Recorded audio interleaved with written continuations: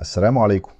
لو انت مهتم بعالم البريمة اعمل لايك واشترك في القناة عشان يوصلك كل يوم معلومة جديدة من عالم البريمة. ولو دخلت على القناة هتلاقي معلومات عن الحفر وعمليات البريمة. ليه بنغير مسار البئر بدل ما نكمل الحفر؟ السايد تراك هو إنشاء مسار جديد للبئر من نقطة معينة بدل الاستمرار في المسار القديم، وبيتم اللجوء للسايد تراك لأسباب مختلفة زي تجاوز جزء تالف من البئر أو الوصول إلى هدف جديد أو تصحيح مسار الحفر.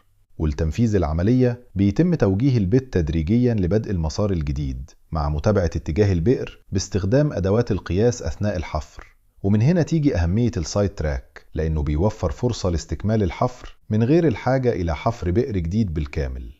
الفيديو الجاي هيكون عن السلايد دريلينج، وهنعرف إزاي بيتم تغيير اتجاه البئر أثناء الحفر.